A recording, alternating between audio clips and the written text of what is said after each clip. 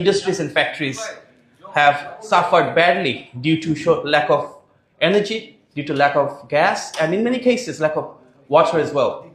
So energy security remains one of the largest concerns despite billions of dollars invested in various fronts. Unfortunately, during the authoritarian regime, we saw a culture of impunity where there were so-called mega projects which ended up in mega corruption.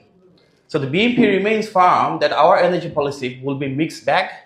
Our leader, Mr. Tariq Rahman, has repeatedly said we're going to focus on sustainable development, which means our energy policy will include solar, it will include wind, which means we're going to focus on renewable, recyclable, that includes waste-based energy projects, a bit nuclear, and of course, well, fuel, coal, gas, all these raw materials as well. But it cannot be 100% import-oriented.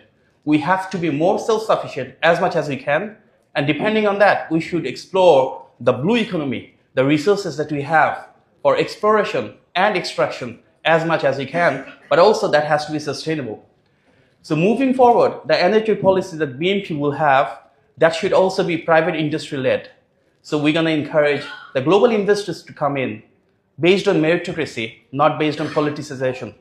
So we want to create a culture where foreign investment comes in through deregulation, economic liberalization. That has been the hallmark of BNP policies. President Zia Rahman's time, Prime Minister Khaleeda Zia's time, we saw the economic liberalization which attracted FDI, joint venture projects, public-private partnership. We want to take that forward, and our leader, Mr. Tariq Rahman, has said we're going to focus on one-point solution, one-stop service, where we're going to have industries coming in through lots of policy changes in copyright, in patent, in merger acquisition, liquidation, and most importantly, fund repatriation, where many of the investors are facing crisis in. So we want to have a culture where there will be more fairness, more equality, and less politicization, and the industries will be encouraged to come in to create more jobs.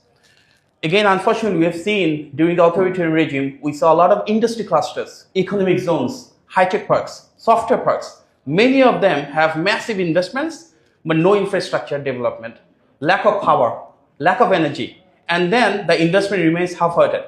So the money is there, the government has spent, but the private companies are not spending because of lack of power. So you have to prioritize those projects. Where we have seen half of the project develop and then it remains pending, we must invest in those and ensure that those industry clusters gets operationalized. We also need to focus more on industrial self-reliance. We have some garment owners here who are very famous globally for their green revolution within their industries. We can have waste-based production, not just for household waste, converting into electricity. Let's say for Dhaka North, Dhaka South, we can have our household waste converted into energy. There are some projects which remain stuck, but also we can do it in the industrial level. Converting our waste like jute, as you know, that can be converted into boiler and have our gas support from there. So we need to consult with experts. Unfortunately, we have seen a culture of unilateral decision making where the government stakeholders made the decisions themselves with particular vested interest. We want to promote a new culture where you're going to engage with multilateral stakeholders like here, civil society members, energy experts, other stakeholders who have the knowledge and know-how, the academics and professionals, and come up with a policy that can make Bangladesh sustainable and eco-friendly.